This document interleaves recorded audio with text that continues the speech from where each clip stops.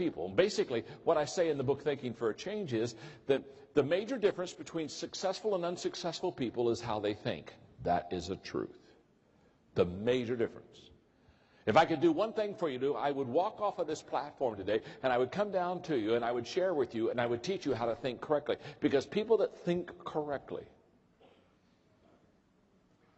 will be much more successful than people that don't. The greatest gap between successful and unsuccessful people is how people think.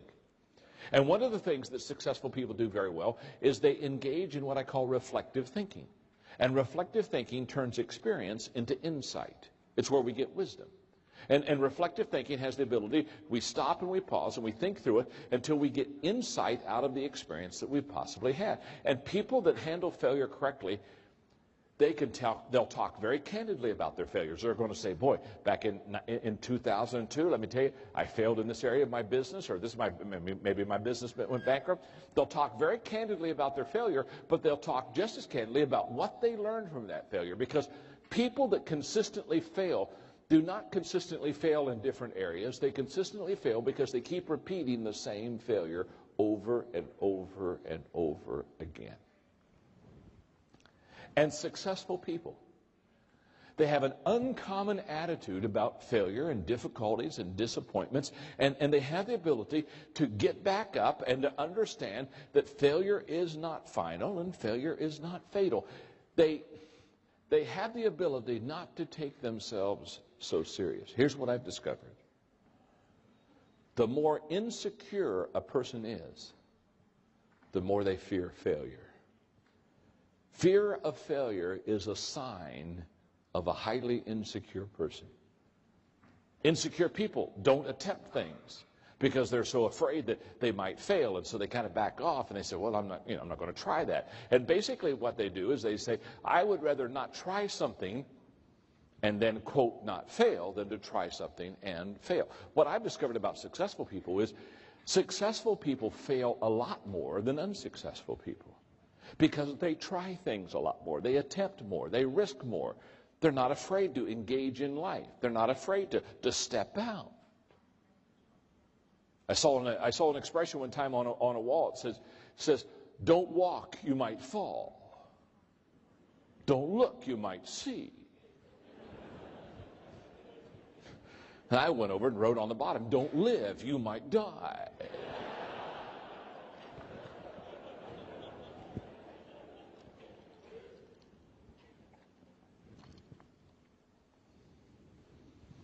Now, here's what I love about attitude. One of the reasons I like to teach on the attitude, one of the reasons I like to write books on it, is because your attitude and my attitude is a choice. It's a choice. There are a lot of things in life we didn't choose. I didn't choose where I was born. I didn't choose who my parents would be. There are a lot of things in life that I didn't choose. A lot of things you didn't. I didn't choose my physical looks. There are things you didn't choose. A lot of things we didn't choose. But let me tell you something what I love about attitude, which is the difference maker. Everyone here has chosen the attitude they have. Now you say, John, what do you mean by that? What I mean by that is attitude is a choice. Now what's interesting is, in the States, I have to do a lot of teaching on this because a lot of people in the States think that their attitude was given to them by someone else. And they'll say, well, I mean, you'd have a bad attitude too if you had to live with who I live with. Well, yeah, well, if you would, I mean, I came through poverty, and they think somehow that their attitude was given to them by someone else. And I just want you to know, your attitude wasn't given to you by anybody. The attitude you have right now, whether it's a good one or a bad one, a positive or a negative one, can I tell you something? The attitude that you have right now is an attitude that you have personally chosen. It's you. Therefore, I never feel sorry for somebody who has a bad attitude. Because if they have a bad attitude, I don't feel sorry for you. It's your choice. You can have any kind of attitude you want. I don't care. If you want to be a failure all your life, it's your choice. Go for it. Be the biggest failure we know. It's your choice. But I'll tell you what I'm not going to do. Since it is your choice, I'm not going to try to talk you out of a bad attitude. When our daughter Elizabeth, who's a beautiful, beautiful mother now of 2, 28 years old, she used to think that she could control me with her attitude. So she would pout or she would act like, and I'd say, Sissy, I call her Sissy, her name's really Elizabeth. I'd say, Sissy, if you're going to have an attitude like this, go to your room and just shut the door so that you don't spread your gloom on everyone else. And when you put on a happy face, you can come back out. I may see you today, I may see you tomorrow, I may see you next week. It's your choice. Choose it. Margaret and I were doing a conference many years ago now, and we were doing a question and answer period. I'll never forget this. We're doing a Q&A. We're going back and forth with question and answer. And so one of the wives, there was not a big crowd, there maybe 600 couples. And one of the wives looked at Margaret and she asked the question. She said, and I don't know, we were teaching leadership. I have no idea where the question comes from, but when you let people ask questions, you get some real weird question. And the lady raised her hand. She said, does John make you happy? Well, I kind of liked the question because I think I'm a wonderful husband. And so I thought, well, this will be nice. You know, sweetheart, go ahead and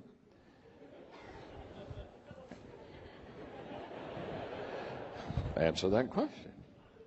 And I'll never forget, Margaret looked right at her and she said, no. She said, he doesn't make me happy.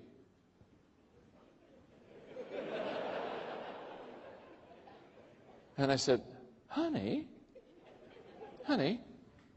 explain what you mean by that. Have you ever asked somebody to explain what they meant? And so they explained what they meant, and when they finished explaining what they meant, you wish you wouldn't have asked them to. Because, I mean, it's like she was waiting for this question all of her life. And she looked right back. I'll never forget. She looked right back at the people and she said, I realized in the first 6 months of our marriage that he'd never make me happy. Now, I don't know if you have the gift of discernment, but we're going downhill very quickly. And then she said, because for the first 6 months of our marriage, that's what I expected. I expected him to make me happy. She said he had a business, and I was a school teacher, and I would come home, and I'd say, well, boy, tonight we'll spend some time together. And he might say, you know what, I have a client I have to go see, or I'd have to go grade papers. And for the first 6 months, I kept saying, John will make me happy, John will make me happy, John will make me happy, John will make me happy, John will make me happy. And she said about 6 months in the marriage, she said, I realized something. The only person on this earth that can make me happy is me. And the moment I took responsibility for my own happiness, she said from that time on, and then she pointed to me, he has added immeasurably to my happiness. That was close. Now what's she saying? She is saying, I'm responsible for my own attitude. I know people that they think, well, if I could just leave this job and go to another job, I could get happy. If I could just move, I'd get happy. If I could just marry her or him, I could get happy. And I'm here to tell you that if you're not happy today where you are, you're not going to be happy where you're going. Attitude and happiness, that's an inside job. In fact, I love this expression, no matter where you are, there you are.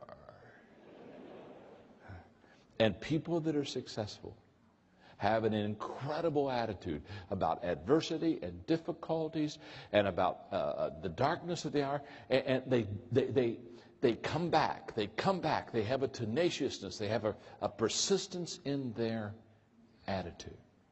Now, I get about this time of the day, and all of a sudden I think all of the things I still want to teach you that I know that probably time's not going to let me teach. And while I was signing books over there today, all of a sudden it hit me. There's something I want to make sure that I teach you about leadership that I just don't want to miss. And so while I was signing books, I asked them to put this together over here, and they did. And I have no clue if I could really make this work or not. They told me all I had to do was write on it, so I'm going to assume that if this is an overhead and all I have to do is write on it, I want to teach you, I don't know,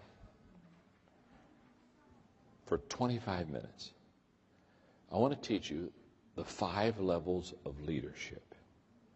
Okay? And what I want you to do on a piece of paper, okay, we're going to try this. We're going to see if this works here. On a piece of paper, I want you to do this number.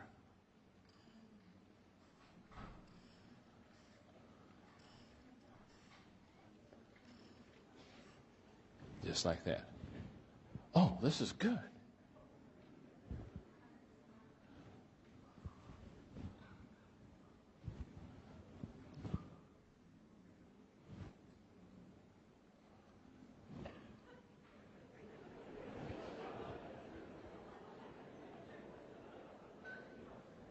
That is the weirdest step I've ever seen in all my life.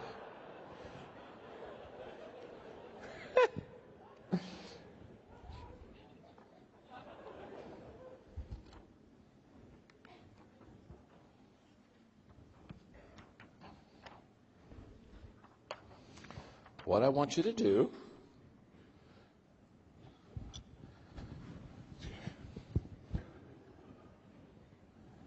on a piece of paper, do this. Oh, now we are. They didn't tell me I had to do it sideways. Remember, I teach leadership. And I don't have a clue. Oh, but I'm happy. All right. 1, 2, 3, 4. That's the way I want it to look on your paper. Okay? Have you got that? Now, what I'm going to teach here is I'm going to teach you that in leadership and in influencing people, there are 5 levels that we go through. Now, I don't care whether you're in a corporation. I don't care if you're in government. It does not matter to me. It does not matter what your job is or what you're doing. What I have discovered in teaching people how to lead is that there are 5 levels of leadership. And I'm going to start on the bottom step, and I'm going to work my way up to the top step, okay? So on the first level of leadership, what I want you to do is, this is what I call the position level. The position level, okay? At level number 1, the key word is rights, R-I-G-H-T-S. At level number 1, people follow you because they have to. They don't have any choice. They have to follow you. Now, let's stop there just for a second, okay? When I teach leadership, no matter where I am, I have found that this is an amazing discovery to most people. Most people think that the position of leadership is the highest level of leadership. In other words, they think, well, when I get to be over people, or when I get this job, and I'm, in fact, I can always tell when a person doesn't understand leadership very well, because they'll come up to me and they'll say, hey, John, last week I became a leader. Now, when they tell me last week they became a leader, what they're really saying is last week I got a leadership job. You with me? And I always look at them and I say, no, you didn't become a leader last week. You just got a leadership job last week. I know a lot of people that have leadership jobs that aren't good leaders. Let me ask you a question. How many of you have ever had to follow somebody that was over you that wasn't a good leader? Raise your hand.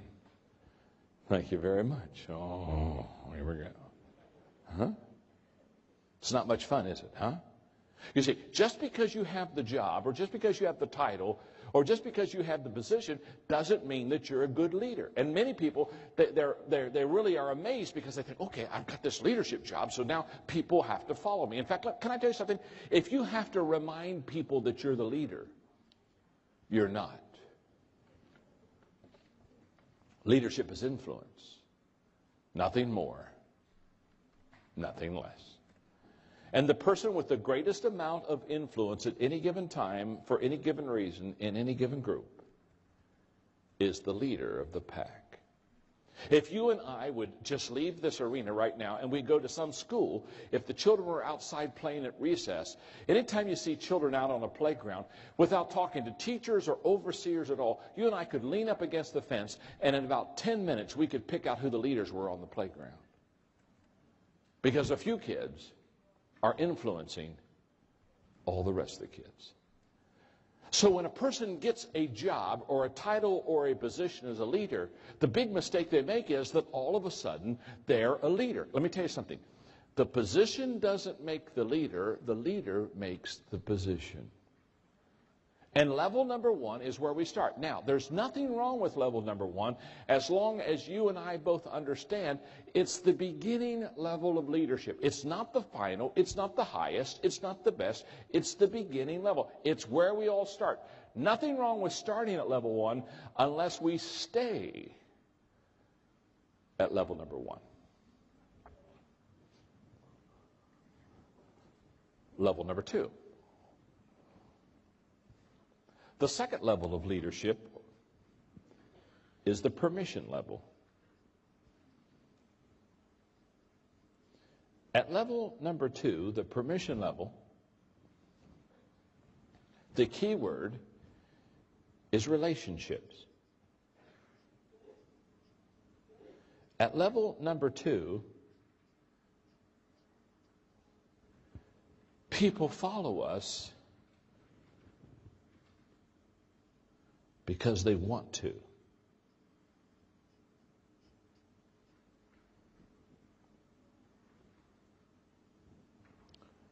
Now notice, there's a major difference between level number one and level number two. In fact, to kind of help us distinguish that, let me just kind of do a little bit of this for a moment.